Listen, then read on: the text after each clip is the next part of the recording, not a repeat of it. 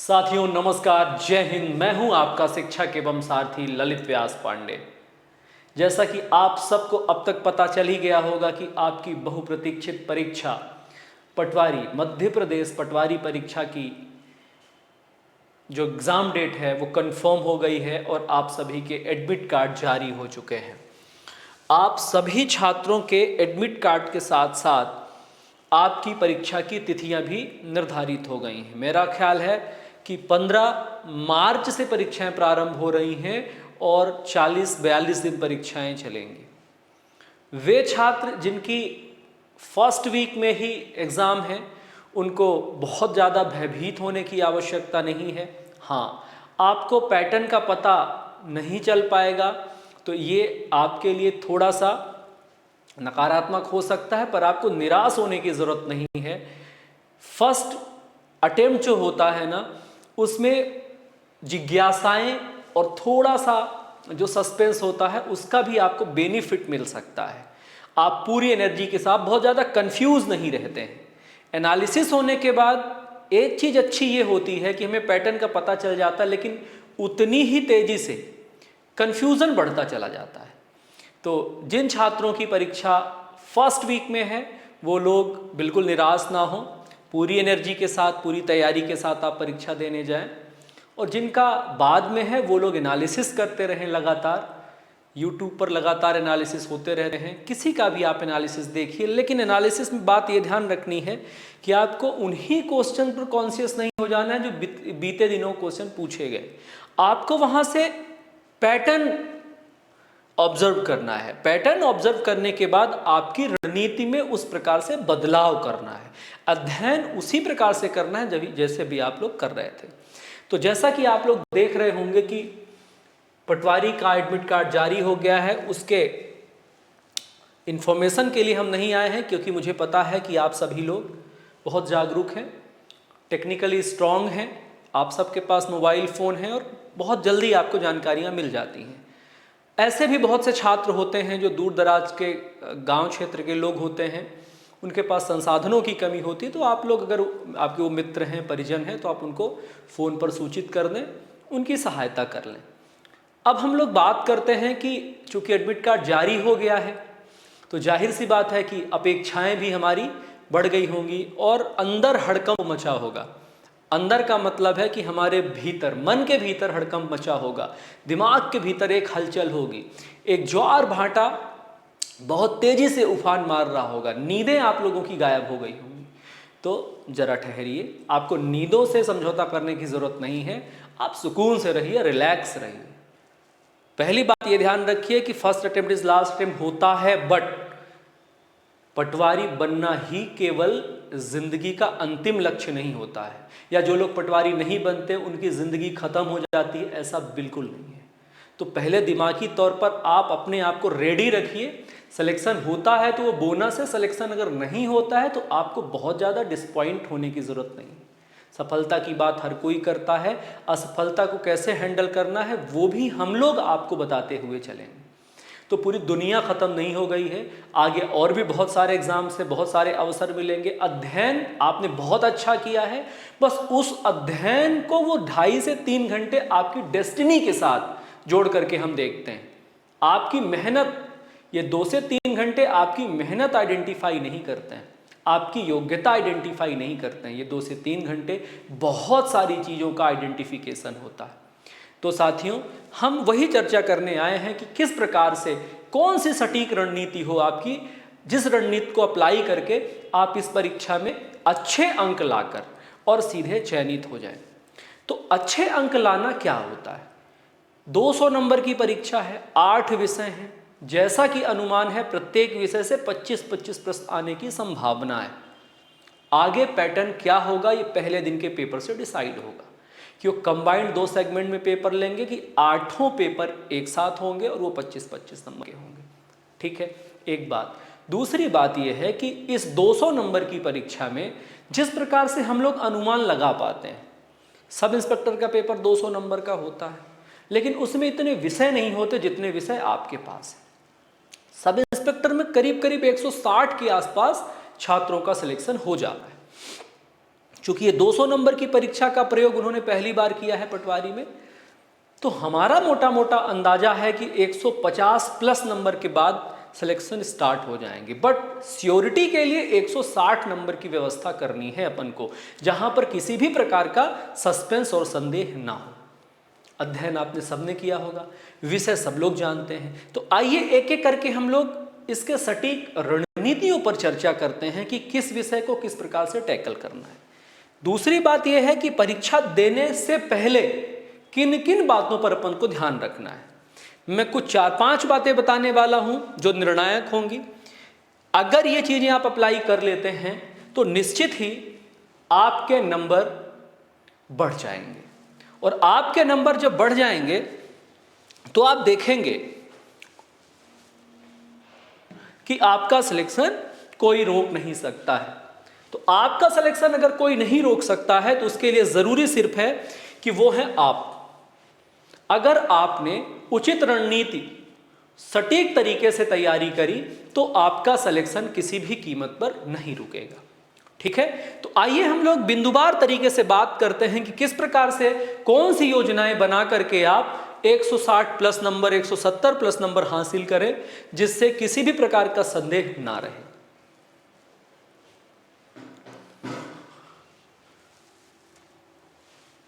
देखिए, आपके पास इतने विषय हैं। हिंदी है,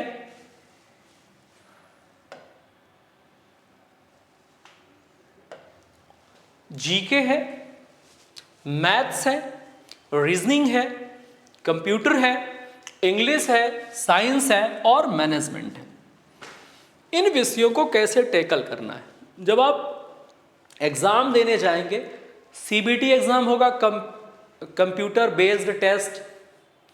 सीबीटी एग्जाम के साथ ये किस्सा होता है जो फर्स्ट टाइम एग्जाम देने जा रहे हैं कि आपको वहां सॉरी बोलने का मौका नहीं मिलता है। टाइम खत्म हुआ, आपका सिस्टम ऑटोमेटिक सबमिट हो जाएगा। इसलिए टाइम मैनेजमेंट का भी ध्यान रखना है। जैसा कि आपको पता है, आपका पेपर 3 घंटे का होने वाला है। 3 घंटे मतलब 180 मिनट। इन 180 मिनट को आपको मैनेज करना है। 180 मिनट को कैसे मैनेज करेंगे आप लोग? 180 मिनट को आपको मैनेज करना है। यह तो दूसरा किस्सा हो गया। अब कुछ विषयों को हमें पहले चुनना है, जो मैंने क्रम लिखा है ना, इसी क्रम में आपको वहां पे अटेम्प्ट करना है। पहले कितना भी आप योग्य हो मैथ्स को पकड़ने की गलती नहीं करना, रीजनिंग को पकड़ने की गलती नहीं करना। सबसे पहले आपको हिंदी विषय को खत्म करना है। हिंदी को आप सबसे पहले खत्म करिए। दूसरा, हम तुक्का लगाने के लिए सर लास्ट में 10 मिनट देंगे, हम 15 मिनट देंगे, बिल्कुल नहीं।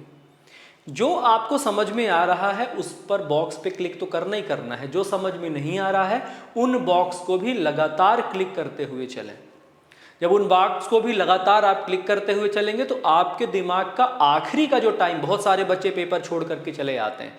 पेपर के कोई भी क्वेश्चन आपको छोड़ना नहीं है। पहला काम ये करना है, हर सवाल पर टिक जरूर करें। ठीक है, तो हिंदी एक ऐसी विषय है कि अगर आपको अभी बनता होगा तो बनता होगा, जितना अभी बनता है उतना 2.5 घंटे बाद भी बनता रहेगा। कुछ ऐसी बात नहीं कि जो बाद में याद आ जाए। फिर भी अगर इन केस आपके दिमाग में ऐसी कोई बात है कि हो सकता है हिंट हो रही हो, तो आप जिन प्रश्नों में इस प्रकार की व्यवस्था चाहते हैं उन प्रश्नों में, जैसे समझ लीजिए कि क्वेश्चन नंबर 12 है। क्वेश्चन नंबर 12 का option A, option B, option C, option D, कुछ भी क्वेश्चन हो सकता है। समझ लीजिए आपको संदेह है, आप सस्पेंस में हैं, तो भी आप जो ऑप्शन लगाना चाहें, मैंने सी पे लगाया तो आप भी सी पे नहीं लगाइएगा, आपका जो दिमाग कहे आप लगाइए। साथ में क्या करिए कि अगर आपको लगता है कि आप दोबारा आने वाले हैं तो एक फ्लैग ऑप्शन होता है, तो क्वेश्चन में आप फ्लैग लगा दीजिए। क्वेश्चन में फ्लैग लगाने के बाद अगर गलती से समय नहीं बचता है तो जो आपने ऑप्शन टिक किया होगा वो सबमिट हो जाएगा, तो कम से कम वो क्वेश्चन अटेम्प्ट कहलाएगा। लेकिन अगर आप क्वेश्चंस क्लिक नहीं करेंगे तो वो अटेम्प्ट नहीं कहलाएगा। तो ये बात ध्यान रखना है अपन को, अपने दोस्तों को भी बता देना है ये बात। अब हम दूसरी बात करते हैं। सबसे पहले हिंदी को सॉल्व करना है, हिंदी के बाद सीधे जीके खत्म करना है। जीके के बाद बेटा मैथ्स पकड़ना है, जीके के बाद सीधे मैथ्स पकड़ना, ध्यान रखिएगा, मैथ्स पकड़िएगा। मैथ्स में उन प्रश्नों में बिल्कुल भी समय खराब मत करिएगा जो बहुत लेंदी क्वेश्चन होंगे और आपको फंसाने वाले होंगे। 1 से 2 मिनट ट्राई करिएगा। 1 से 2 मिनट ट्राई करने के बाद आपको पता है कि कई प्रश्न गलत भी होते हैं, कई प्रश्न गलत भी होते हैं। उस वक्त आप सही और गलत का निर्णय नहीं ले पाएंगे, लेकिन 1 से 2 मिनट से ज़्यादा अगर कोई प्रश्न आपको फंसाता है तो आप ध्यान रखिएगा, ऑप्शन मिले अथवा ना मिले उसे छोड़ना है। छोड़ने का ये मतलब है कि ऑप्शन क्लिक करना है, लेकिन उसमें बहुत देर समय नष्ट नहीं करना है, क्योंकि आपके पास और भी बहुत सारे प्रश्न हैं। तो मैथ्स पकड़नी है। अगले क्रम में आपको रीजनिंग, ये नोट कर लीजिएगा अपने नोटबुक में, यही क्रम अगर आप रखेंगे तो आपके 5 से 7 नंबर वैसे ही बढ़ जाएंगे। कई बार क्या होता है ना कि हम इन्फ्लुएंस इतने ज़्यादा रहते हैं, बहुत कठिन होती है मैथ, बहुत टाइम लेती है, पहले मैथ पकड़ लिया, फिर आधे से ज़्यादा टाइम यही खा गए। तो कई बार बच्चे हिंदी के प्रश्नों तक पहुँच ही नहीं पाते जो सरल थे। हम लोग हिंदी भाषी क्षेत्र के लोग हैं, कई सारे प्रश्न तो बिना पढ़े भी कैजुअल हमारे अनुभव से भी हम बता पाते हैं। इसलिए मैंने कहा है कि सबसे पहले हिंदी, फिर जीके, उसके बाद मैथ्स और रीजनिंग। रीजनिंग में भी स्ट्रक्चरल क्वेश्चन आते हैं, बड़े बड़े सवाल जो आते हैं उन पर ठहरना है, ज़्यादा समय नहीं खराब करना है। अगर तुरंत के तुरंत क्विक आंसर बन रहा है तो आप उसको क्लिक करेंगे, क्लिक तो करना ही है, अटेम्प्ट करेंगे, अन्यथा उसमें कोई भी ऑप्शन क्लिक करके फ्लैग लगाया। मैथ्स और रीजनिंग में आप फ्लैग का इस्तेमाल ज़्यादा करें, क्योंकि मैथ्स और रीजनिंग में जब आपके पास टाइम होगा तो फिर आप लौट करके आ सकते हैं। लेकिन फ्लैग का इस्तेमाल करने का ये मतलब नहीं कि आप उसके ऑप्शन छोड़ करके आए। आप अपने दिमाग से, अपने अनुभव से विकल्पों का चयन करके फ्लैग का चुनाव करिएगा। फ्लैग का मतलब होता है दोबारा चेक करने के लिए एक साइन, मार्क्स फॉर रिव्यू, है ना। तो दोबारा आप उसको चेक कर सकते हैं, पता चलेगा। उसके बाद आपको सीधे पकड़ लेना है कंप्यूटर। रीजनिंग के बाद क्या पकड़ लेना है बेटा? कंप्यूटर पकड़ लेना है। कंप्यूटर के बाद आपको इंग्लिश या साइंस में से जो समझ में आए, ये तीनों क्रम आप अपने हिसाब से बाद में चुनिएगा। ये शुरुआती क्रम है, इसमें कोई भी अपना दिमाग मत लगाइएगा, शुरुआती क्रम यही रहेगा। इन तीनों का क्रम आप बाद में अपने हिसाब से चुन सकते हैं कि पहले इंग्लिश करना है, साइंस करना है या मैनेजमेंट करना है, जिसमें आपकी जैसी कमांड हुई ये क्रम अपने हिसाब से चुन लेना। मेरे हिसाब से ये पूरे क्रम हो गए आपके। साइंस को ध्यान रखिएगा, एनालिटिकल साइंस आता है, ये टाइम लेगी। कई बच्चे मुझसे कह रहे थे सर साइंस 15 मिनट में मैं उड़ा दूंगा, कोई कह रहा था मैं 10 मिनट में उड़ा दूंगा। बिल्कुल नहीं, साइंस एनालिटिकल आ रही है आजकल, थोड़ा सा टाइम लगेगा। साइंस को पढ़कर, रीड करके आप सॉल्व करिएगा। मैनेजमेंट भी जल्दी नहीं उड़ाना है, मैनेजमेंट को भी रीड करना है, समझना है, उसके बाद उसको उड़ाना है। तो ये रहेगा आपका क्रम। अब इस क्रम में अगर आपकी अच्छी तैयारी है, बेहतरीन तैयारी है, तो कितने कितने नंबर आप ला सकते हैं। मैं नंबर के विषय में 2-3 बार में आपको बताऊंगा। कैसे बच्चे, 3 लेयर के बच्चों के बारे में मैं आपको बताऊंगा। 3 प्रकार के लेयर का मैं स्कोरिंग बताता हूं, यहां पर आप कैसे स्कोर अपना मैनेज कर सकते हैं। तो बेटा 3 किस्म के बच्चे होते हैं। एक वे बच्चे जिनकी तैयारी बहुत अच्छी है, एक्सपीरियंस बच्चे हैं, बहुत सारे पेपर वो दे चुके हैं और हर विषय में उनकी कमांड है। हिंदी को भी वो प्रॉपर प्रेफरेंस देते हैं, इंग्लिश में भी बढ़िया तैयारी कर रहे हैं, लैंग्वेज में भी उनकी कमांड है और उनको तैयारी करते हुए एक लंबा अरसा हो गया है, अच्छा खासा अनुभव है और उस अनुभव के साथ वो बैठे हुए हैं। उन बच्चों का मैं स्कोर बताता हूँ, वो अपना स्कोर कैसे मेंटेन करेंगे। उनका स्कोर कुछ इस प्रकार होगा। हिंदी में उनके 24 से लेकर के 25 मार्क्स हो सकते हैं, एक ह्यूमन एरर के लिए हम छोड़ सकते हैं। जीके में उनके 15 से 18 मार्क्स हो सकते हैं। मैथ्स में उनके पूरे 24 नंबर होंगे, 25 भी हो सकते हैं। रीजनिंग में उनके 23 नंबर से लेकर के 25 नंबर तक हो सकते हैं, 2 नंबर रीजनिंग है क्योंकि तर्क शक्ति की बात है। कंप्यूटर में उनके 22 नंबर हो सकते हैं। कंप्यूटर में उनके कितने? 22 नंबर हो सकते हैं। वे बच्चे इंग्लिश में ध्यान रखिएगा 20 नंबर लेके आएंगे, 20 से कम नंबर लेकर के वे बच्चे नहीं आएंगे। साइंस में उनके नंबर 18 से 20 हो सकते हैं। साइंस में उनके नंबर 18 से 20 हो सकते हैं, मैनेजमेंट में भी उनके नंबर 18 से 20 हो सकते हैं। वे इतने नंबर लेकर के आएंगे बेटा जो अनुभवी हैं। अब देखिए, अगर वो इस प्रकार के, मैंने कई बहुत टाइट नंबर इसमें जोड़े हैं, इसमें मैंने एरर्स को भी इग्नोर किया हुआ है ना, और मैक्सिमम बढ़िया तैयारी करने वालों का ये चार्ट पेपर बनाया है मैंने।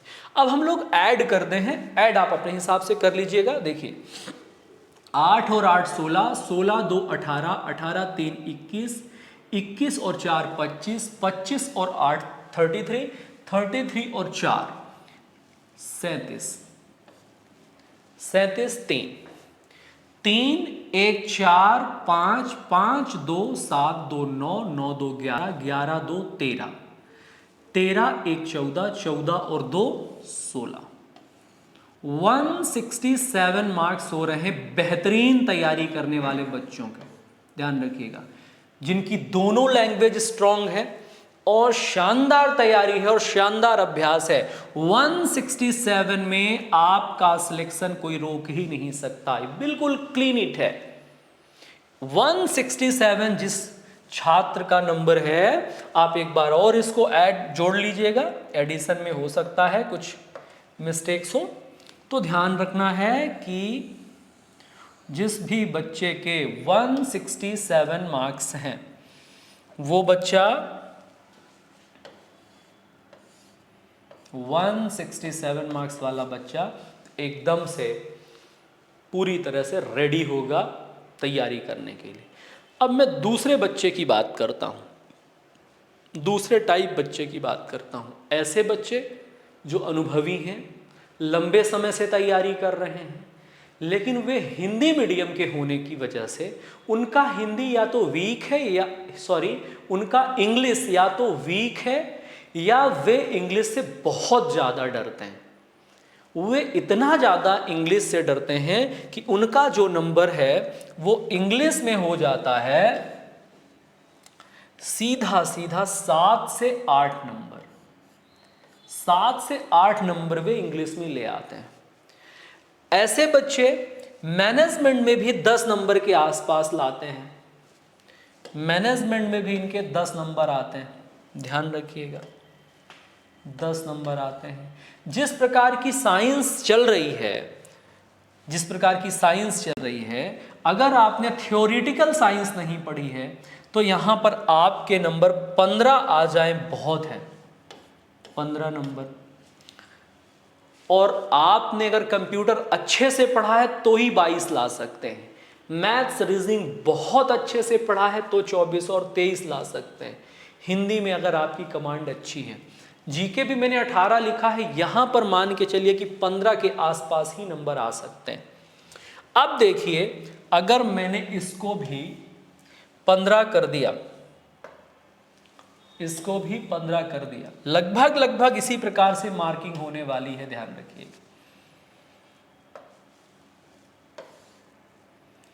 अब जोड़िए कितने नंबर हो रहे हैं।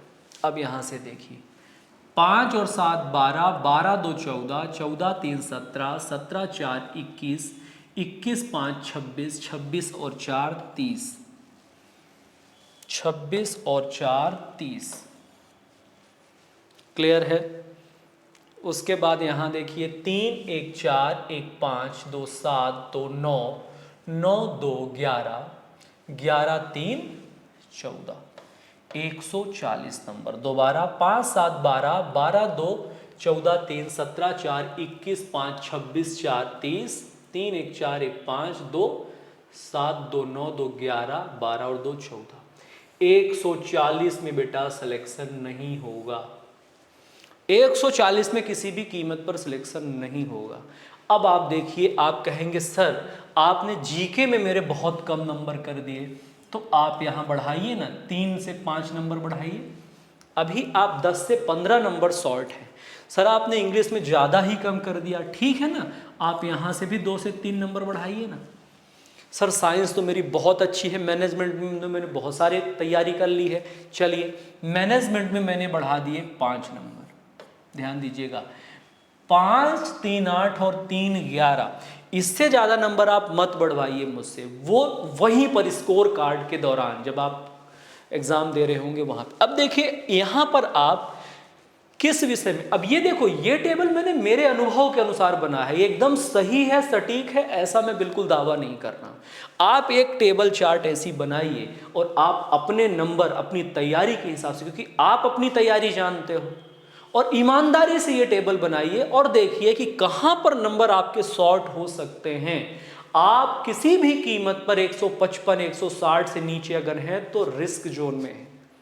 140 से ऊपर हो सकता है कि आपको बुलाया जाए वेरिफिकेशन के लिए, लेकिन आपको फाइनल सिलेक्शन अगर चाहिए तो जिस प्रकार का 12 से 15 लाख फॉर्म भराए गए हैं, तो आपको ध्यान रखना है कि 150 55 60 160 सेफ जोन, 150 55 में भी थोड़ा सा धुंधला धुंधला चांस है, 155 से लेकर के 60 के बीच में सेफ जोन हम कह सकते हैं। अब आपको अपने नंबर किन विषयों में क्या एफर्ट लगा करके बढ़ाना है ये आप अपने हिसाब से देख लीजिएगा। जो तीसरे प्रकार के छात्र हैं वो नए छात्रों की मैं बात करूंगा। ये अनुभवी छात्रों के स्कोर कार्ड थे। नए छात्र जो एकदम फ्रेशर हैं उनको डरने की जरूरत नहीं है। मैं आपका मोरल डाउन बिल्कुल भी नहीं करना चाह रहा हूं, परंतु आपको वास्तविकता से रूबरू कराना चाह रहा हूं। ध्यान रखिएगा, आप लोग वास्तविकता से अगर रूबरू हो जाएंगे तो आपके लिए वो बेनिफिशियल है बेटा, ध्यान रखिएगा। कैसे कैसे जो नए छात्र हैं, हालांकि मुझे कहना नहीं चाहिए, बताना नहीं चाहिए, नए छात्रों का अगर मैथ्स में बहुत अच्छी तैयारी है, नए छात्र चूंकि अनुभव उनके पास कम है, वो लेकर के आएंगे 20 से लेकर के 22 नंबर। रीजनिंग में वो लेकर के आएंगे 20 से लेकर के 21-22 नंबर तक। कंप्यूटर में अगर उन्होंने अच्छी तैयारी करी है तो वे लेकर के आएंगे 20 नंबर। हिंदी मीडियम वाला बच्चा 10 से 12 नंबर। साइंस जिस प्रकार की आ रही है, अगर आपका बैकग्राउंड साइंस नहीं है तो ध्यान रखिएगा, अगर आपने नॉर्मल तैयारी करी है, ऐसे ही 3 महीने 2 महीने 4 महीने की तैयारी करी है, तो आपको भी मैं इसमें आपके सम्मान के हिसाब से 25 नंबर देता हूँ। हिंदी में बेशक आप ले आएंगे 21 नंबर, जीके में आप 12 नंबर से 15 नंबर ले आएंगे, 12 से 15 नंबर जीके में ले आएंगे। मैनेजमेंट में भी आप 12 से 15 नंबर ले आएंगे। तो आपका रहा ये स्कोर कार्ड। ध्यान रखिएगा, ये मैं आपका मोरल डाउन करने के नहीं बोल रहा हूँ, आपके पास अभी वक्त है। अब आप यहाँ देखिएगा, जहाँ भी आपका ईगो हर्ट हो वहीं पर आप सीधे तैयारी करिएगा। आप मेरे चार्ट को गलत साबित कर दो तो मुझसे ज़्यादा खुश कोई और नहीं होगा, लेकिन आपको ये करके दिखाना होगा, करना ही होगा, और आप कर सकते हैं, आप कर सकते हैं। आपको इसीलिए मैं ये चार्ट बता रहा हूँ कि आपको अभी इतनी तैयारी की ज़रूरत है, अभी टाइम है आपके पास। आज है भैया 7 तारीख, अगर आपका पेपर 15 तारीख को भी है तो भी आपके पास टाइम है, आप क्रांतिकारी बदलाव इस चार्ट में कर सकते हैं। देखिए आपका स्कोर कहाँ जा रहा है, 5 2 7 7 2 9 2 11 और 1 12, 1 1 2 1 3 2 5 2 7 2 9 10 2 12, 122 नंबर।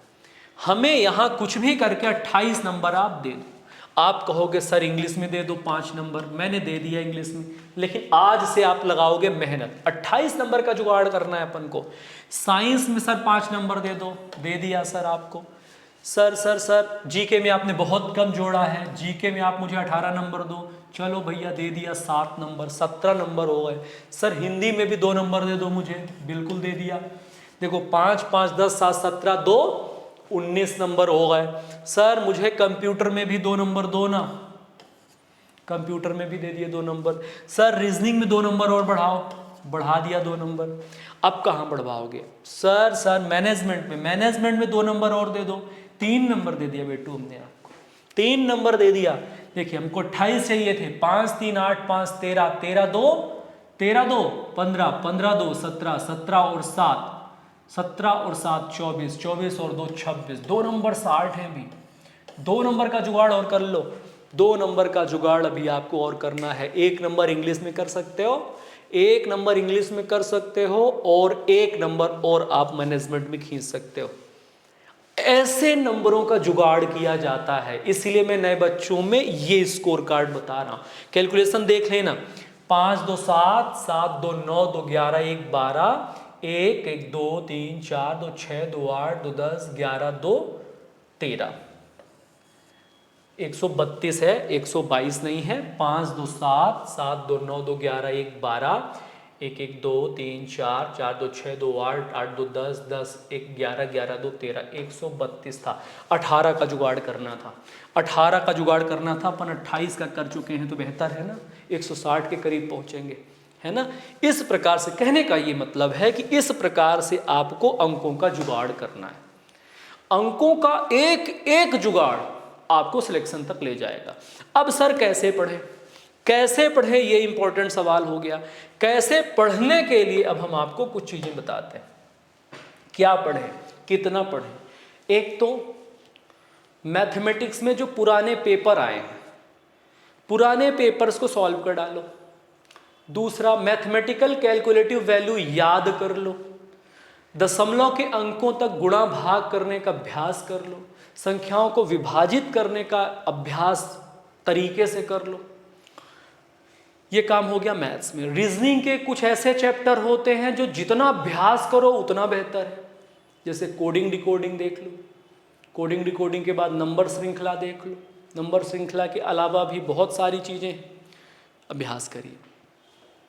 दिन भर 24 घंटे पढ़ने की ज़रूरत नहीं। सोइए, दिमाग को रिलैक्स कराइए। कैसे करेंगे, आप सेशन बनाइए, 2-2 घंटे का सेशन बनाइए। सबसे पहले तो आप, फिलहाल आप 8 घंटे तो सो ही नहीं सकते, आप 6 घंटे दीजिए सोने को। 6 घंटे से कम नहीं बेटा, 6 घंटे अपन को सोना है। 1 घंटे सुबह और 1 घंटे शाम को। 2 घंटे अपने को भोजन बनाने और आधे घंटे सुबह और आधे घंटे शाम को नित्य क्रिया करने में, नित्य क्रिया में डालने। तो ये हो गए आपके 9 घंटे जो अनप्रोडक्टिव है। तो आपके 24 घंटे में ये 9 घंटे, इसको 10 बना सकते हो। 24 घंटे में ये 10 घंटे अनप्रोडक्टिव है, यहां कोई काम अपन को करना ही नहीं है। बचे आपके 14 घंटे। 14 घंटों में विषय हैं आपके पास 8। सर आपने तो कहा था कि एक साथ सभी विषय नहीं पढ़ना है, वो दौर खत्म। अब आपको एक साथ सभी विषय की रोज प्रैक्टिस करनी है, प्रतिदिन करनी है। समय बांट लो, 8 दूनी 16, 2-2 घंटे का अभ्यास करना है। मैथ्स को दे दो सीधे सीधे बिना कुछ कहे हुए 3 घंटे। 3 घंटे मैथ को दे दो। 3 घंटे आपने मैथ को दे दिया। सर सुबह और शाम दोनों टाइम नहीं, डिसाइड कर लो, ये पूरे दिन का चार्ट हो गया। 3 घंटे दे दो मैथ्स को, आप देना ही देना है। सर रीजनिंग को दे दो आप 1.5 घंटे, 1.5 घंटे आप रीजनिंग को दे दो। 1.5 घंटे से ज़्यादा रीजनिंग में आप समय मत खराब करिएगा, 1.5 घंटे आपके लिए पर्याप्त है। कंप्यूटर का रिवीजन करने के लिए आप दे दो 2 घंटे, 2 घंटे रिवीजन करने के लिए दे दो। 2 घंटे से कम तो देना ही नहीं। आप साइंस को 2 घंटे देना शुरू कर दीजिए। साइंस 2 घंटे, 2 घंटे से कम साइंस को देना ही नहीं है। मैनेजमेंट को आप दीजिए 1.5 घंटे, 1.5 घंटे आप मैनेजमेंट को दीजिए।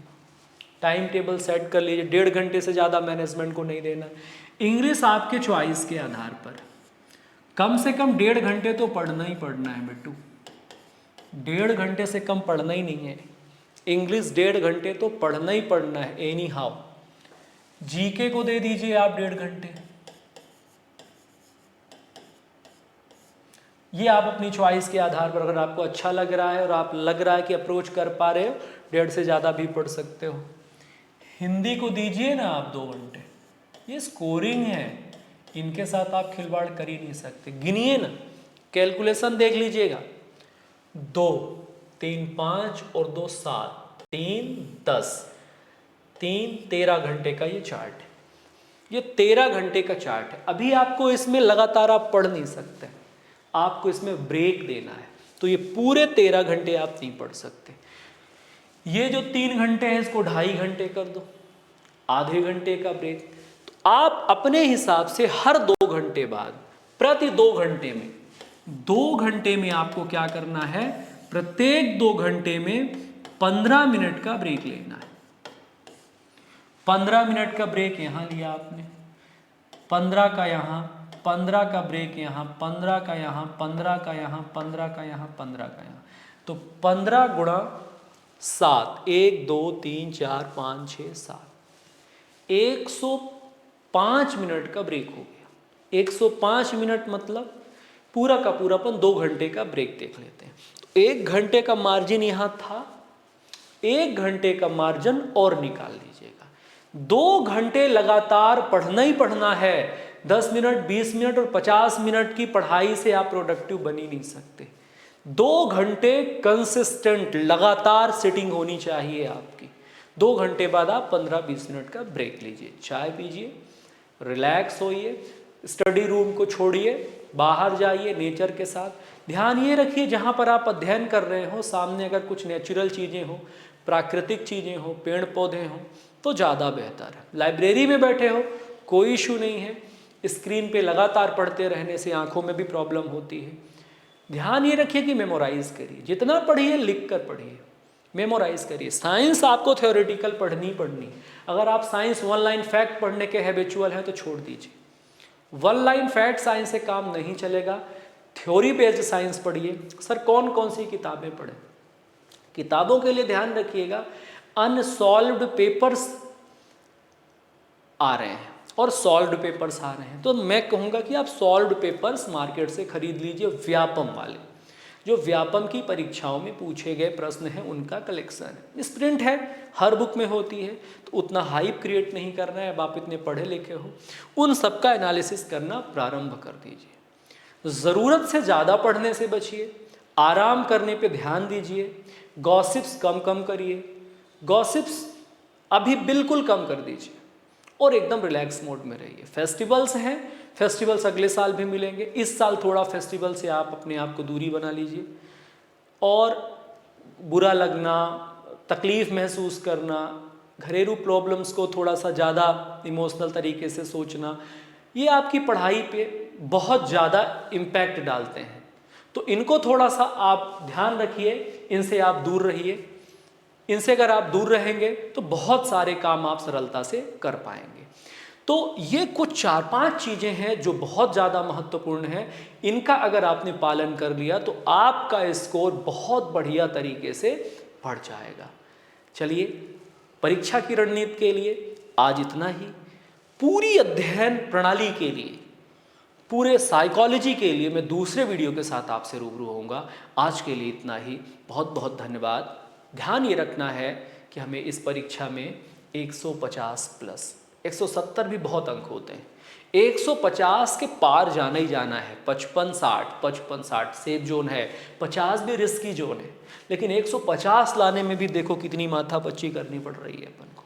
तो ये सारा का सारा जो कारनामा है, ये रणनीति है, आप अपने तरीके से बनाइएगा। मैंने एक रफ आपको बताया है, सबका स्टाइल अलग होता है। सर कितने बजे पढ़ें, कितने बजे सोएं, ये सबका अपना अपना तरीका है। किसी को कॉपी मत करिए, किसी को फॉलो मत करिए, लेकिन बार बार डिस्ट्रैक्ट होने से बचिए। ध्यान ये रखिएगा, हर 2 घंटे के बाद ब्रेक लेना है। 2 घंटे से पहले आपको ब्रेक लेना ही नहीं है।